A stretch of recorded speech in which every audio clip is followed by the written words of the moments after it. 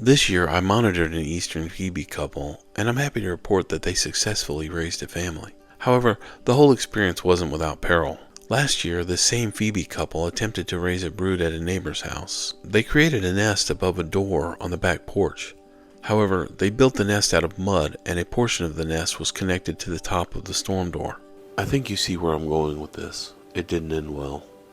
This year, I think around late March, I saw them attempting to build a nest in the same place again. I couldn't believe it. So, in an attempt to avert disaster, I built them a nest shelf on the side of my house. I knew it would be a perfect place for them to nest, and I was hoping that they would see it that way as well. I was correct, and just a couple of days later they began building the nest. It certainly was a lot of work for them, and it seemed like it took about a week or so before it was completed. One morning I saw the female in the nest, and I figured she was laying her first egg. I backed away to give her some privacy, and she left a short time later.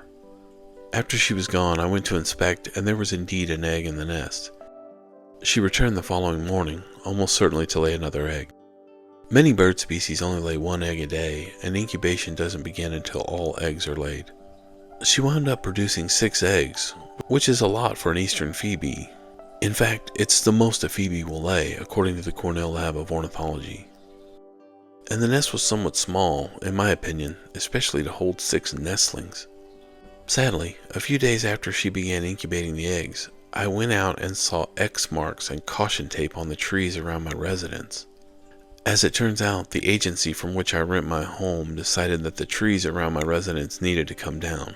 The agency? What agency? The CIA?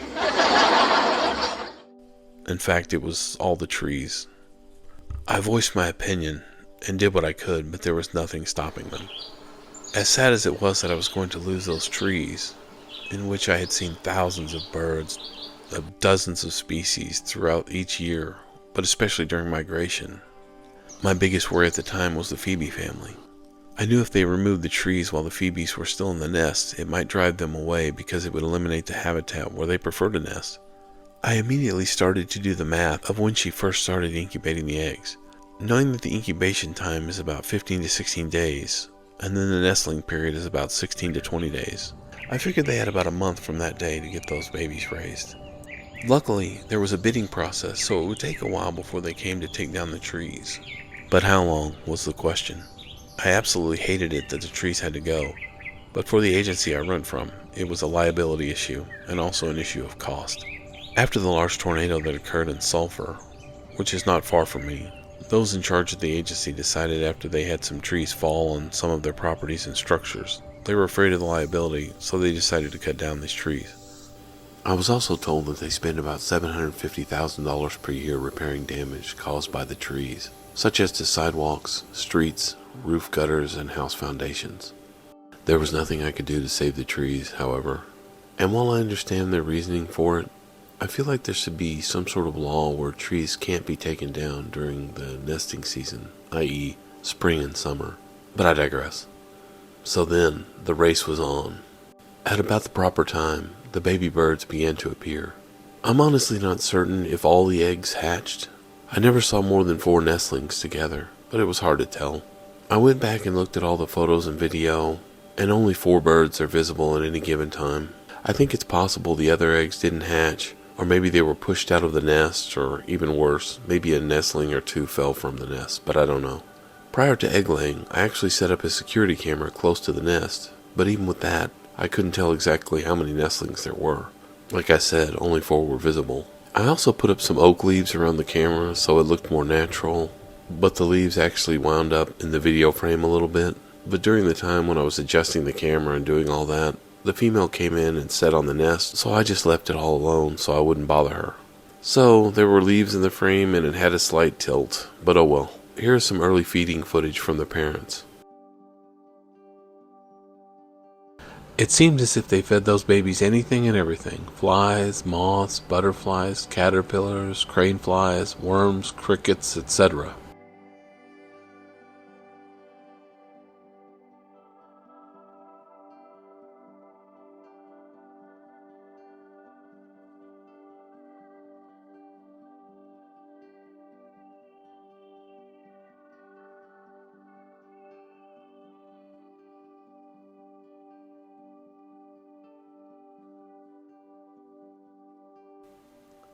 Okay, I just wanted to give you a warning that coming up in the video, it's going to show something called a fecal sac removal. You may or may not want to skip ahead. With some bird species, the baby's excrement comes out in something called a fecal sac. It's so the parent bird can remove the excrement without making a big mess and take it away.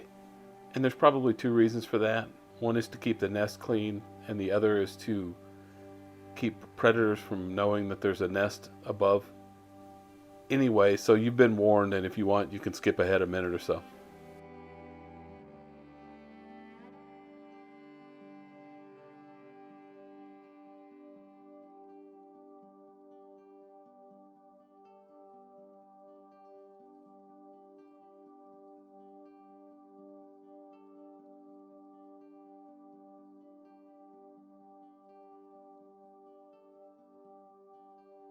I'm not certain what was going on here, but it appeared the parents were either softening up the prey or trying to tear it in half to feed more than one baby.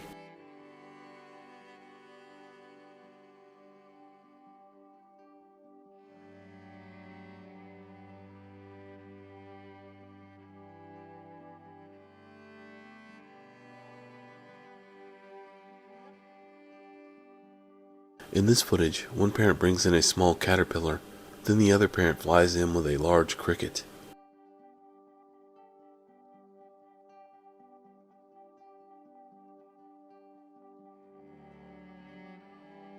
Over time, as those babies grew, that nest got pretty full.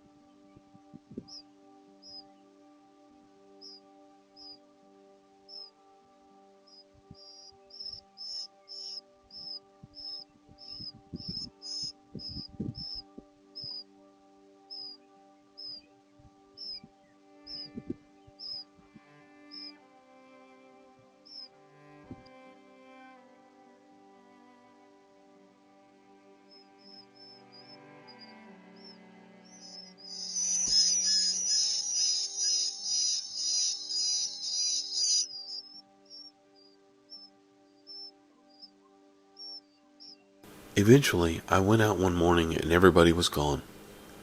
The nestlings had flown to the nearby trees.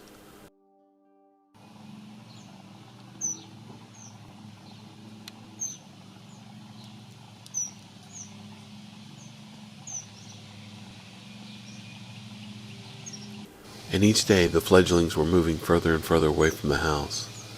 They were still calling for Mom and Dad as much as they could, who would still fly in with food and help them. However, it seemed that as the days went on, the parents would bring less and less food to the fledglings. I guess in an effort to get them to learn to feed themselves.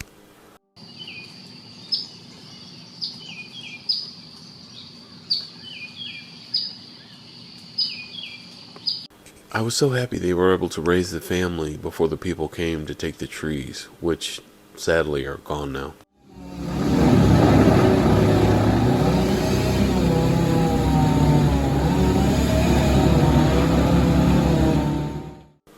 I hope you enjoyed the video. Please like and subscribe if you haven't already. Thank you.